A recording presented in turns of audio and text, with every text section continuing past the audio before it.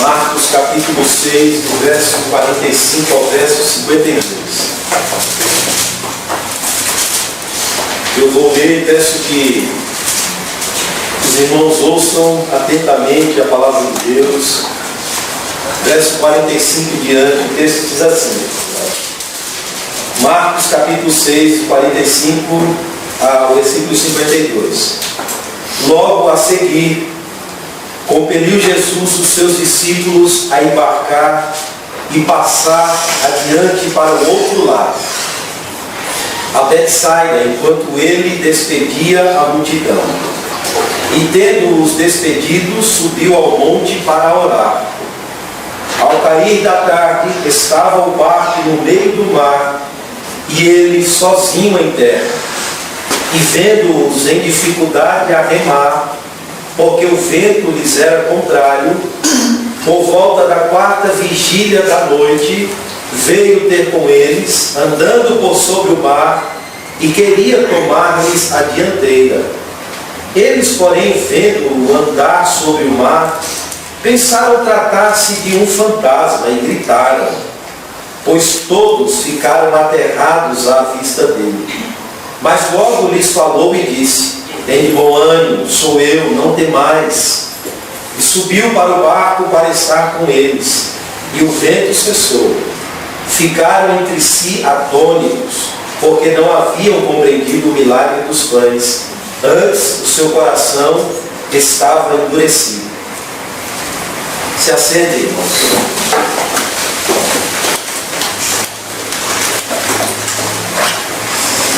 Um Cristo que se revela em nossas crises de identidade. Um Cristo que se revela em nossas crises de identidade. O que ficou, irmãos, sem ser dito depois do milagre da multiplicação, se nós fôssemos ler novamente o texto da multiplicação, ele encerra sem dar explicações como Jesus multiplicou os pães. Mas essa explicação é esclarecida aqui agora, nesse texto que segue ao texto da multiplicação dos pães. Aquele acontecimento da multiplicação, da multidão faminta ali, ou com fome no deserto, depois de ter recebido instrução, aquela própria multidão não havia compreendido corretamente o que aconteceu com eles. Mas o mais interessante é que a incompreensão não tomou conta somente da multidão, mas os próprios discípulos que estavam ali também não estavam compreendendo nada. Não estavam entendendo aquele sinal, aquela maravilha, o que estava acontecendo ali. Eles, na verdade, não entenderam o propósito de Cristo. Quando reúne aquele povo, manda-os assentar de 50 em 50, 100 em 100, e manda com que eles vejam o que tinham de provisão, multiplica e manda eles servirem. Eles não entenderam nada. O versículo 52 confirma, porque não haviam compreendido o milagre dos pães, antes o seu coração estava endurecido. Ou seja, eles não estavam compreendendo nada. Por esta razão, eles também não estão à altura da situação atual. Quando vem Cristo, gritam: é um fantasma. Eles, irmãos, não estão captando os sentidos por trás dos acontecimentos que cercam a Cristo e eles mesmos. Nos dois casos, Jesus tem se revelado de uma forma muito clara e grande a todos eles, bem como a multidão que participou da multiplicação. E a relação com todos os milagres acontecidos, multiplicação, andar sobre o mar, Cristo tem se revelado de uma maneira que ultrapassa as próprias necessidades imediatas das pessoas. Também tem sido uma manifestação da revelação de Cristo, ultrapassando fatos e momentos que cercam as nossas necessidades ou nos empurram para as necessidades.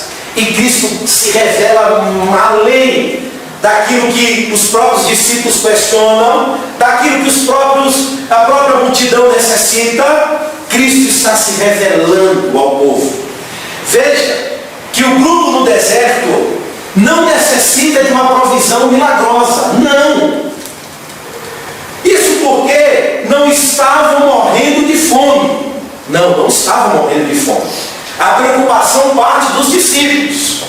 E ainda que eles estivessem com fome, o próprio texto mostra que eles estavam dispondo de provisões normais de abastecimento. Porque os discípulos dizem: despede para que eles comprem comida, para que eles se alimentem.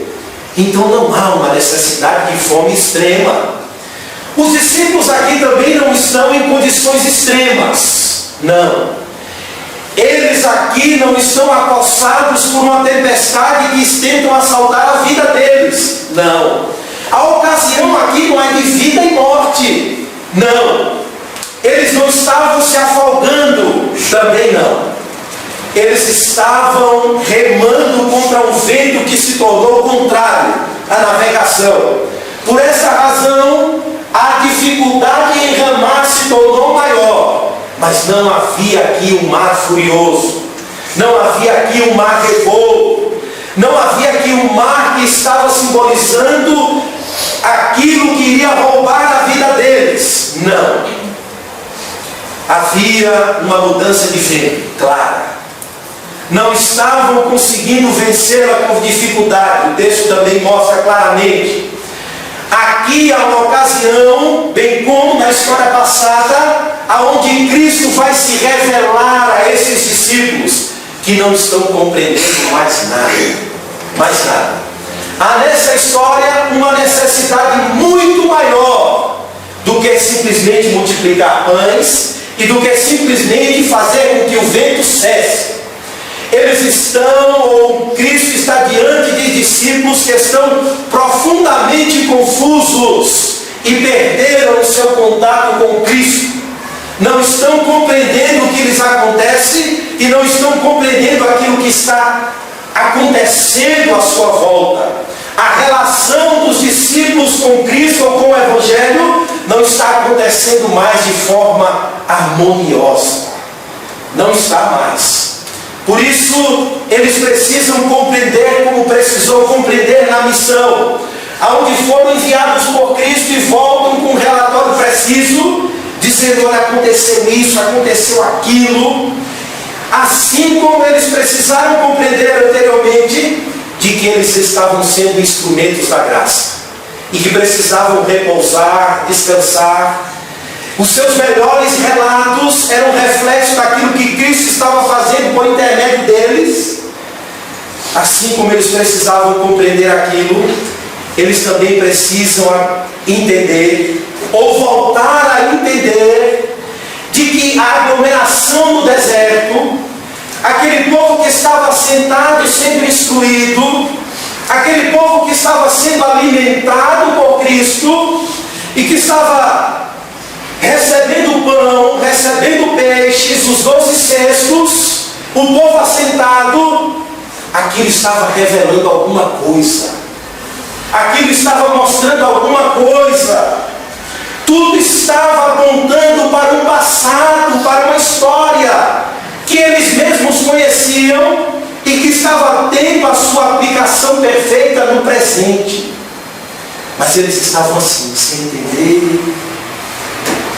Eles precisavam compreender de que por trás daquela multiplicação, daquele alimento, daquelas instruções, havia um significado mais profundo, uma realidade espiritual que nem as pessoas e nem os discípulos estavam compreendendo.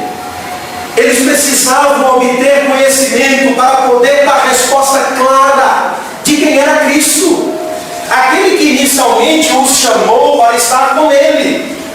E a pergunta: quem é Jesus? Quem é Jesus? Que vem sendo feita ao longo do Evangelho de Marcos, também está afetando os discípulos. Quem é Jesus? Quem é Jesus? E várias respostas estavam sendo dadas. Respostas humanas, precipitadas, sem conhecimento de quem verdadeiramente era Cristo.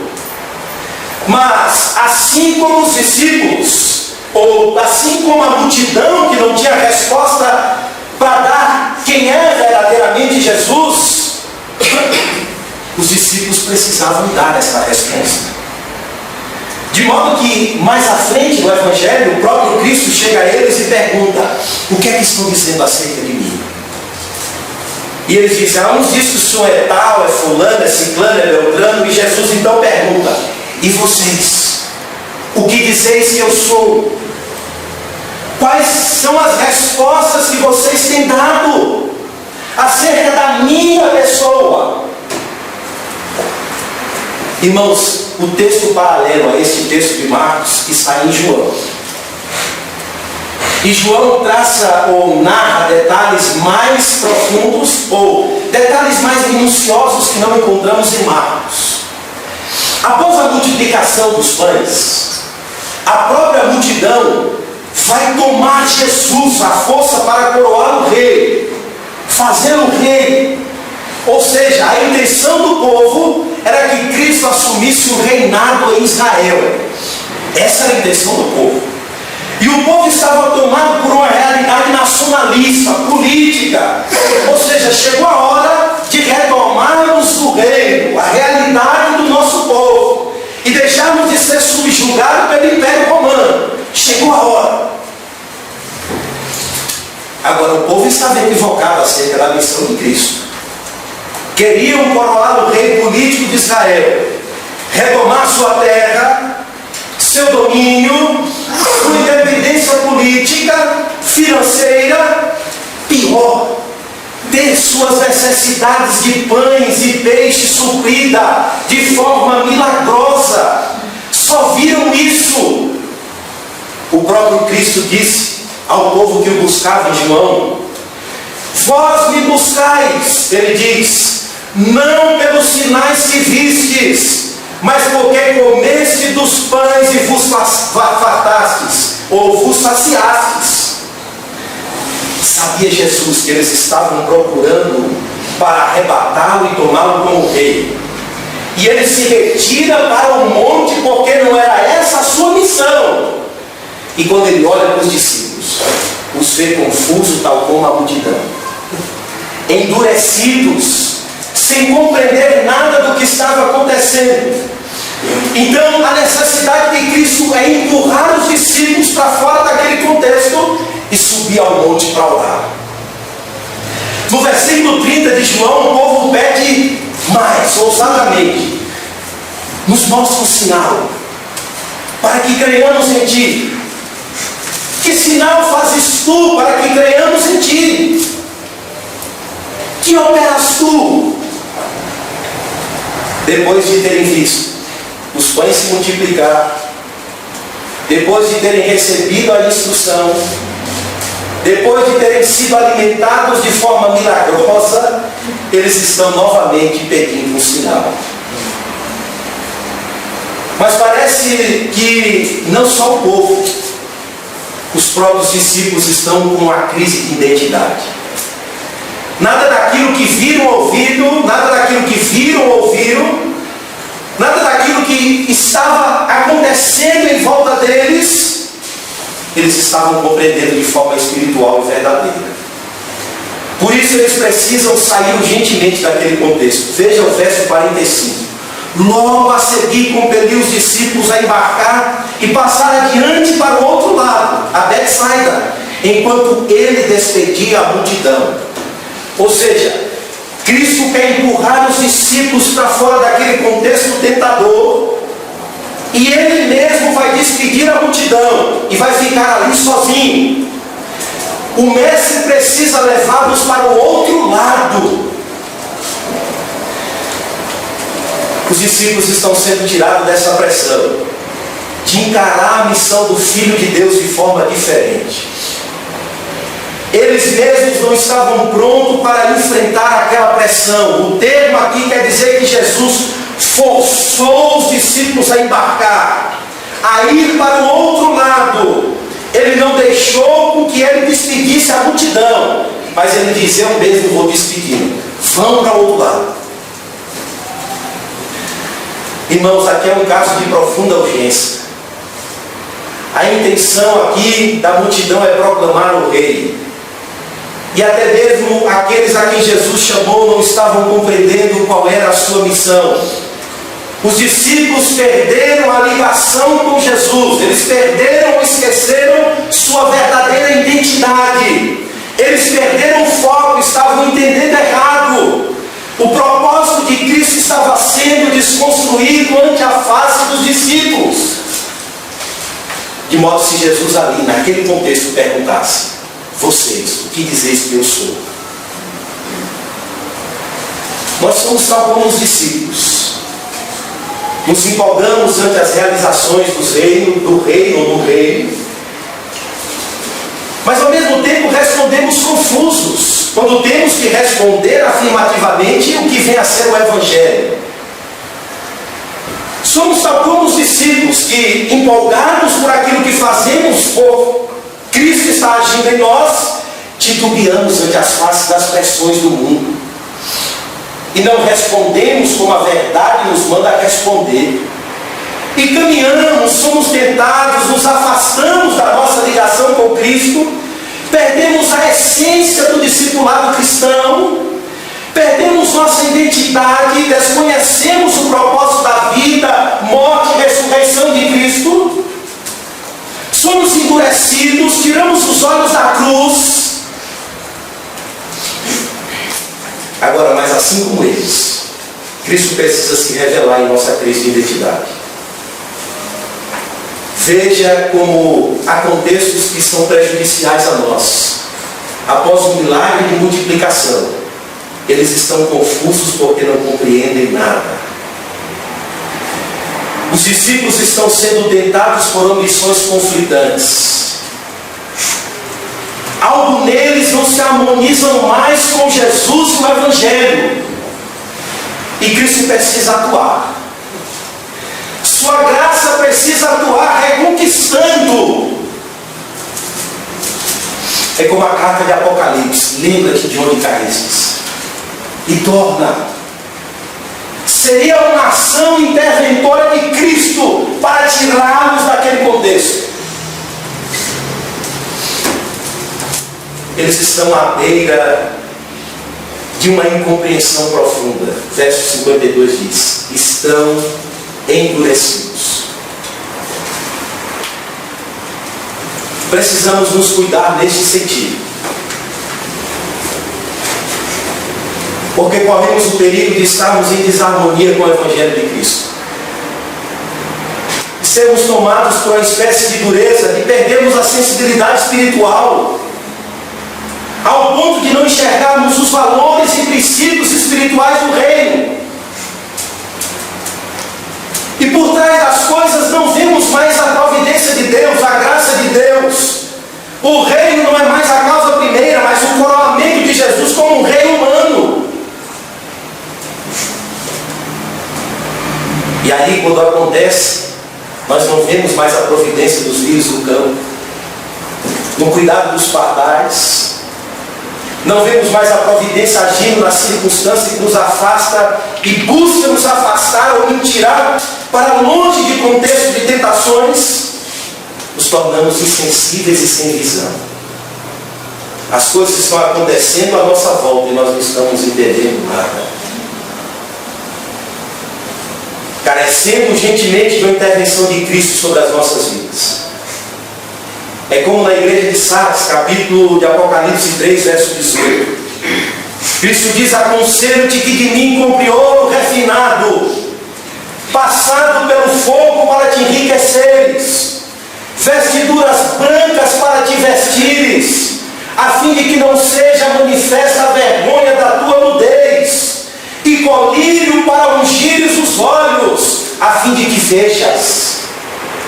A igreja havia perdido a harmonia com Cristo e com o Evangelho, pois no verso de número 17 diz que ela batia no peito e dizia: estou rica, abastada e não preciso de mais nada. E Cristo vem a ela e diz: nem sabes que é infeliz, sim, miserável, pobre, cega, nu. Não era mais o Evangelho. Não era mais sua relação com Cristo. Não era mais sua cosmovisão cristã, sua esperança cristã, seus valores morais e espirituais, suas virtudes cristãs. Não era nada disso mais, acabou. Mas uma acomodação ou uma atitude prevalecente que decorria da soberba da riqueza, que estava produzindo uma acomodação espiritual e conformações aos padrões morais do mundo. Mas o Evangelho, só o Evangelho, só a revelação da verdade ou a verdade alcançando corações para transformar, só o Evangelho, porque ele tanto liberta bem como transforma. Ele produz um autoconhecimento de Deus, mas ele também revela o conhecimento correto de quem somos e de como estamos. E ele revela a profundidade da corrupção na nossa vida, do engano em nós. Ele mostra que há muitos aspectos que estão em desarmonia com a verdade ou com o próprio Evangelho. Ele mostra o padrão santo de Deus, mostra também o que seremos. É resultado de uma intervenção da graça de Deus em nós, porque do contrário vamos nos perder. Porque as atitudes dos discípulos se assemelhavam mais à multidão do que com Cristo. Agora uma pergunta: como Cristo se revela em nossas crises de identidade? Como?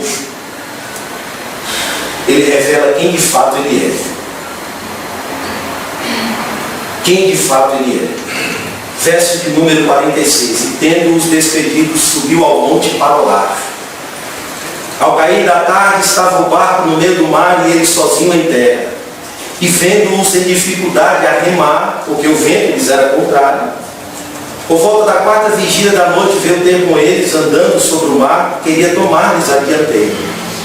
Eles, porém, vendo andar sobre o mar, pensaram tratar-se de um fantasma e gritaram. Mas no final do verso 5 ele diz: tem bom ânimo, sou eu, não temais. Cristo mostra a nós quem de fato Ele é, o que de fato é o Evangelho. O que é o Evangelho? O que dizem vocês que eu sou? Quais são as expectativas de vocês em relação ao Evangelho? E João diz que após discorrer sobre vários pontos em João capítulo 6, aquela multidão passou a não andar mais com ele. Ele olha para os discípulos e diz: se vocês não querem ir seguir a multidão, e Pedro diz: para onde iremos? Porque só tu tens palavras de vida eterna. O Evangelho é a boa notícia do Filho de Deus, irmãos. É o cumprimento de todas as promessas de Deus em Cristo. E essa é a boa nova àqueles que estavam perdidos em trevas, assentados na região da sombra da morte. A luz raiou. O Evangelho é a notícia que fala da condição perdida do homem, mas que também diz que Deus em Cristo está reconciliando consigo mesmo pecadores, e diz que Cristo foi feito da parte de Deus justiça, redenção, sabedoria. O Evangelho não é a notícia de um rei que vai assumir o governo do Brasil, de Israel. O Evangelho não diz que Cristo veio assumir um governo terreno e tomar o reino de Israel e devolvê-lo de novo. Não, Cristo está se revelando aqui a esses discípulos que estão em crise ou estão sem compreender nada. Após terem caminhado um período com Cristo, após terem sido comissionados por Cristo a pregar este Evangelho, falar sobre arrependimento, ver a aplicação do Evangelho na vida das pessoas, eles estão neste ponto sem compreender o que está acontecendo à volta deles. E para isso, Cristo está de fato se mostrando quem Ele é. E a primeira revelação de que Cristo faz acerca dele é a sua humanidade. Ele foi ao monte orar, após ter despedido os seus discípulos. Ele sobe ao monte para reservar um momento com Deus, demonstrar sua necessidade necessidade de estar em comunhão com o Pai e buscar forças em Deus para vencer as pressões que as próprias multidões colocavam. Estava ali para não sair do caminho cuja revelação plena seria a cruz e não a coroa. E ele mostra a sua dependência do Pai. E quando sobe ao monte, está levando na consciência dele, sabe o quê? A incompreensão daqueles que o seguem. Ele vai interceder pela incompreensão dos discípulos. Ele sobe levando a cegueira e ignorância do povo. E sobe levando uma forte tentação e pressão em sair do caminho da cruz. E em sua humanidade, é em sua humanidade que ele será moído na cruz. É em sua humanidade que em tudo ele está sendo tentado e foi, mas sem pecado. E é nessa mesma humanidade que ele conhece as nossas fraquezas, as nossas incompreensões, as nossas crises de identidades, as nossas expectativas na vida que não se harmonizam com o Evangelho e com o Reino.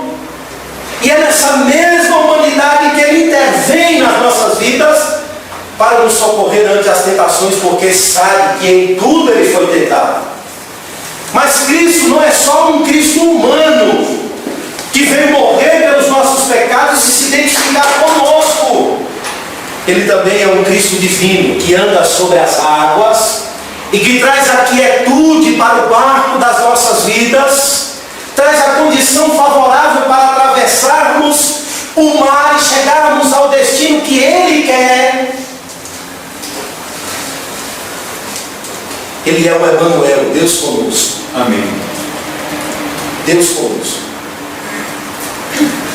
Ele traz a calmaria e paz que a minha e a sua vida precisa.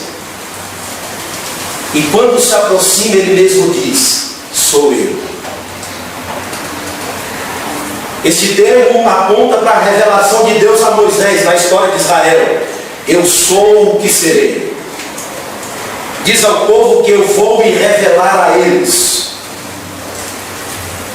Ele é tanto um redentor que se compadece, bem como um redentor que intervém.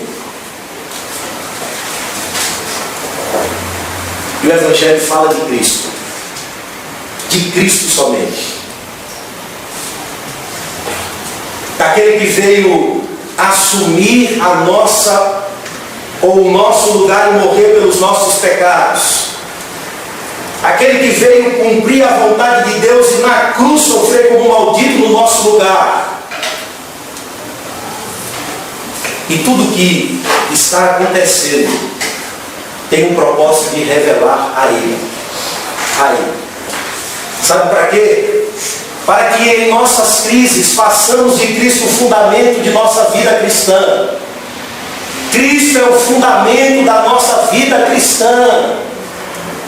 Nada pode ser colocado como fundamento na minha e na sua vida. E o Evangelho não alimenta expectativas falsas, mas pelo contrário, ele traz a realidade plena na revelação de Jesus Cristo. E nada na nossa vida pode trazer desarmonia com aquele que se tornou Senhor e Salvador das nossas vidas. E que está dando exemplo. Sobe ao monte para orar. E todas as condições e circunstâncias possíveis a providência de Deus irá trazer. Para que eu e você estejamos em harmonia com o Evangelho e com Cristo. Os discípulos estão na escola do discipulado, onde teoria, instrução, prática e ensino estão juntos. E a ordem de Cristo aqui é: olha, vocês entrem no barco, passem para o outro lado. Eu mesmo vou despedir a multidão. Mas enquanto ele está orando, os discípulos então prontamente obedecem. E o texto diz que ao cair da tarde, estava o barco no meio do mar, verso 47, e ele sozinho em terra. Ele lá e os discípulos no mar. Então chega a dificuldade, o vento é contrário, eles precisam remar e precisam remar, mas a dificuldade aumenta e eles não conseguem, até que o mestre os vê. Verso 48, vendo-os em dificuldade a remar, porque o vento lhes era contrário, por volta da quarta vigília da noite veio ter com eles, andando por sobre o mar, e queria tomar-lhes a dianteira. Ele então vai em direção aos discípulos que estão no barco, para socorrê-los.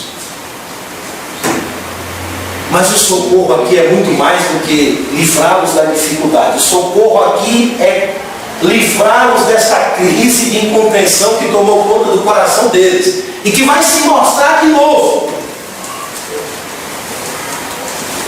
porque não estavam compreendendo nada.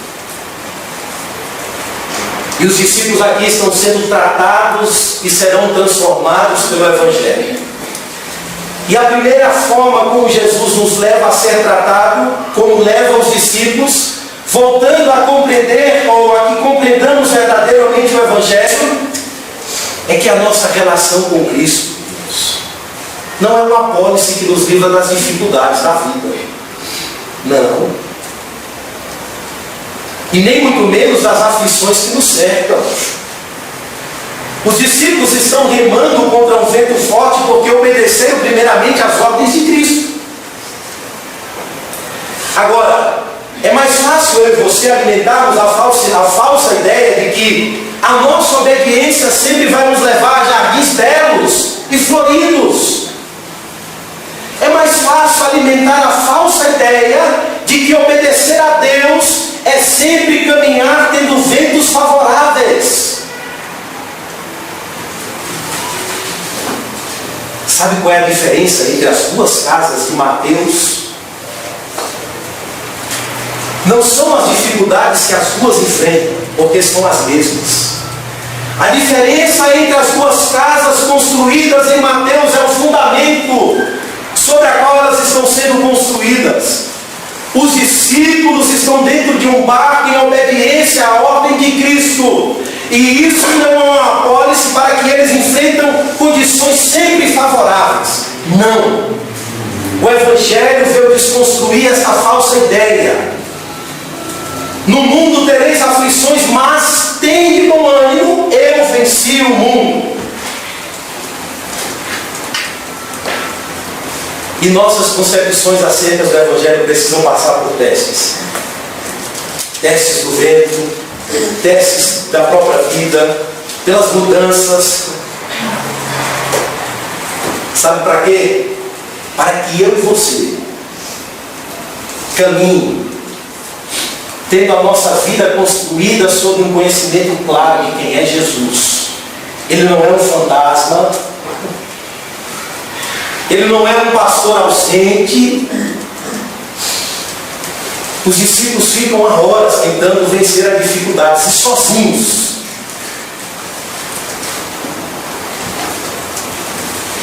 E o texto diz que Cristo vai em direção a eles. Na quarta vigília da noite, sabe qual era a hora? De 3 às 6 horas da manhã. Então a ideia por trás do texto é que eles estão horas tentando remar. E Cristo lá, orando, e quando os vê, diz: eu vou lá. Cristo os vê em dificuldades profundas. E vem sobre as águas em direção a eles, andando sobre as águas. O texto diz. Agora, sabe qual era a ideia de Cristo? Era passar e tomar a dianteira. Passar por eles. Para que eles vissem Cristo, reconhecessem e clamassem o socorro do Mestre. Mas quando eles olham para Cristo, dizem: é um fantasma. Esse termo, irmãos, é um termo que revela a superstição.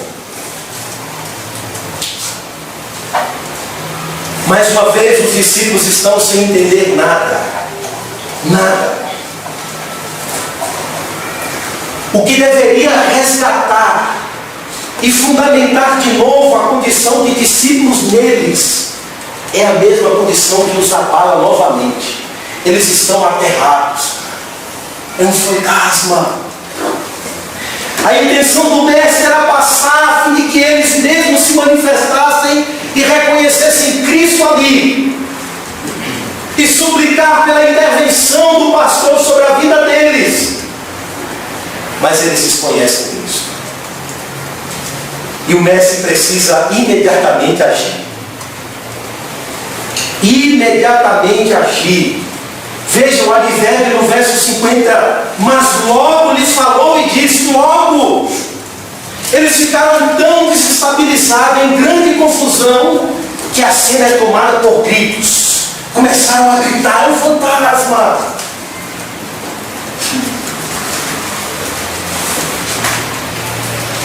E Cristo primeiro mostra que é Ele, ou seja, sou eu. Ele não só mostra que é Ele, mas Ele mostra como é Ele. Dizendo: tende bom ânimo, sou eu, não temas, ou não temais.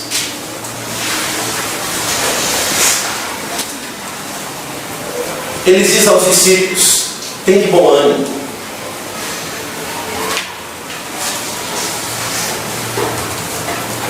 E chama novamente os discípulos fazer dele o fundamento da vida deles, da travessia deles. E conhecer como de fato é Ele, sou eu.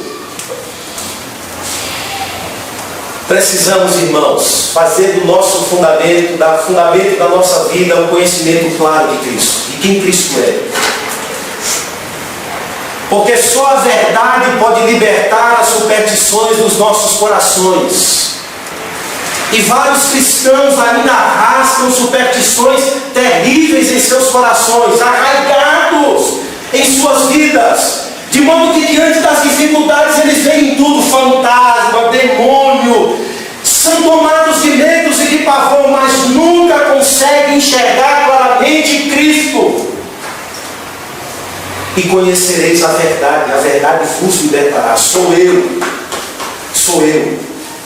E aqui nós temos uma revelação completa de quem Cristo é. Sou eu em minha humanidade, sou eu em minha divindade. Sou eu, Emmanuel, Deus conosco, Deus com vocês. E Ele entra e traz a calmaria. Calma. Traz a paz que nossas vidas tanto precisam. E os discípulos são tomados de um terror após Cristo ter subido no barco, verso 51, para estar com eles. O vento cessou, ficaram entre si atônitos. Esse termo descreve alguém que está diante da presença de Deus.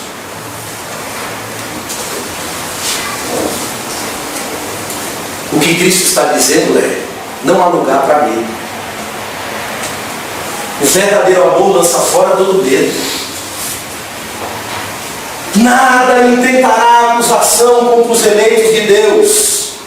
Nada nos separará do amor de Deus que está em Cristo Jesus.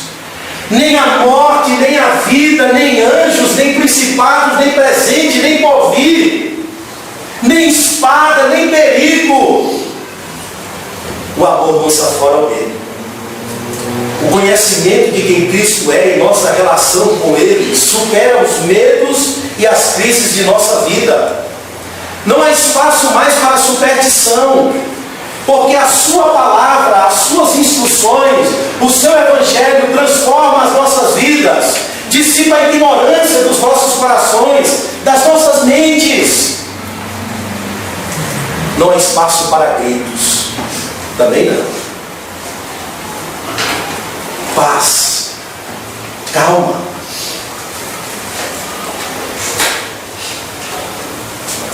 O grito aqui representa, irmãos, muito da nossa caminhada tomada por emoções, por empolgações. Não tem aquelas pessoas que dizem: se o mar não se abrir, nós vamos passar por cima. Não, vocês vão pelo mar.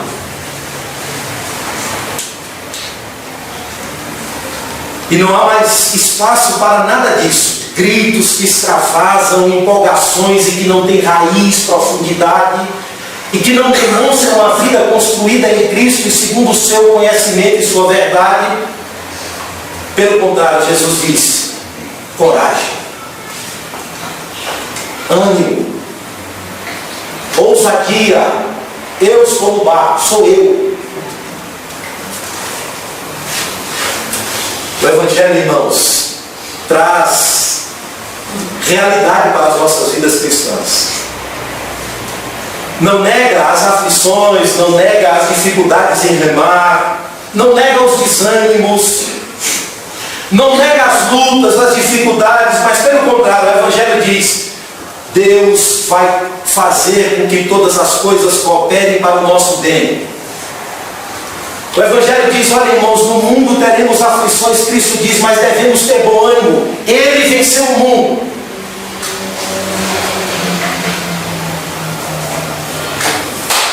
Paulo diz: eu coloquei o fim de fundamento, Cristo. Agora cada um saiba como construir sua vida sobre este fundamento, Cristo. E Paulo lista uma série de exemplos e diz que a casa de um é palha, a casa de uma são metais nobres, e que o próprio tempo prova essa casa. E Paulo diz: cada um saiba como construir sua vida sobre o fundamento que é Cristo.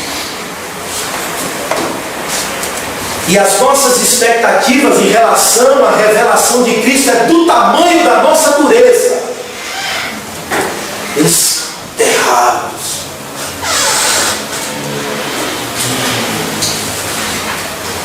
E só Ele, irmãos, só Cristo pode vencer a dureza dos nossos corações e nos transformar segundo a sua palavra, segundo a sua verdade.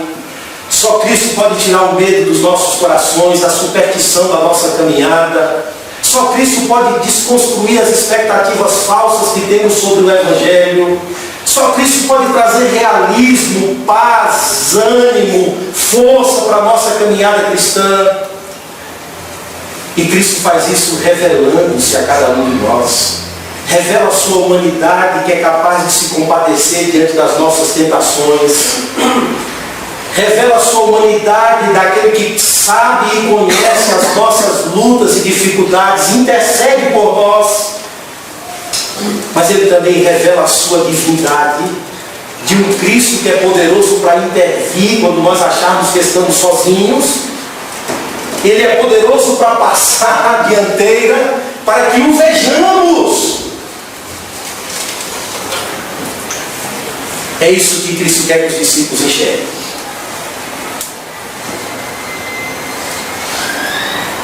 O que vocês dizem que eu sou? O que é o Evangelho para vocês? Quais são as suas expectativas?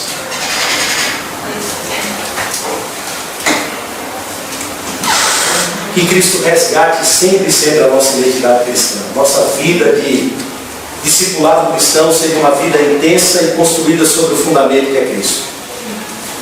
E Cristo desconstrua todas as nossas superstições, medos, anseios, temores. Que Cristo traga de fato a sua própria vida a cada um de nós. Que o Evangelho transforme os nossos corações. Vamos orar e pedir graça a Deus. Senhor, nosso Deus e Pai, queremos, Senhor, em nome de Jesus, te pedir, Pai, que o Senhor, Deus eterno, traga verdadeira compreensão às nossas vidas. Senhor, nos ilumine verdadeiramente, Senhor, a fim de que possamos enxergar, ó Deus, a fim de que possamos ver, entender, compreender, a fim de que todos os nossos critérios e julgamentos, Senhor, sejam pautados pelo Teu Evangelho, Senhor. Que o Teu reino medie, Senhor, toda a nossa vida, toda a nossa condição, a Tua palavra, a Tua verdade.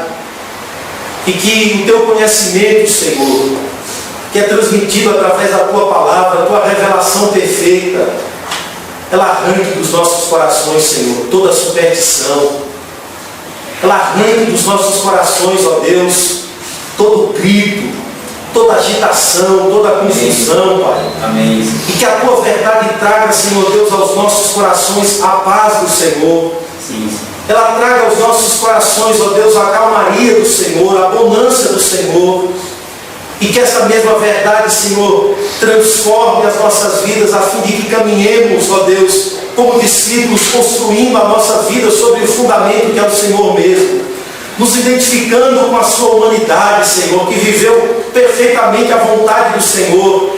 E acima de tudo, crendo, Senhor, na Tua divindade que intervém em nossas vidas, que nos arranca da tentação, que está no barco conosco quando os ventos são contrários também, Senhor, não somente quando os ventos são favoráveis. Oh Deus, dá-nos uma fé, Deus, que descanse plenamente no Senhor. Amém. Dá-nos uma fé, ó Deus, fortalecida, ó Deus, e fundamentada na Tua palavra, Senhor, é o que nós te pedimos, Pai. E ainda que à nossa volta, Senhor, as coisas não sejam como imaginemos ou como queiramos que seja, Senhor, Amém. Possamos descansar em Ti, Pai. Possamos confiar em Ti, esperar no Senhor, descansar no Senhor, saber que nada neste mundo poderá nos separar do amor de Deus que se revelou do Senhor. Amém. Jesus Cristo, Pai, que é o Senhor, que é o Salvador de nossas vidas. Nós te pedimos, Senhor, que essas verdades sejam aplicadas aos nossos corações e que cure as nossas crises de identidade, Senhor. Que cure os nossos conflitos, que transforme os nossos corações instáveis, ó Deus, e nos dê, Senhor, nos dê caminhadas firmes. Amém. Nos dê caminhadas firmes, ó Deus, diante da Tua presença, olhando para Jesus, o autor e consumador da nossa fé. É o que nós, Pai, te pedimos em nome de Jesus. Amém. Amém.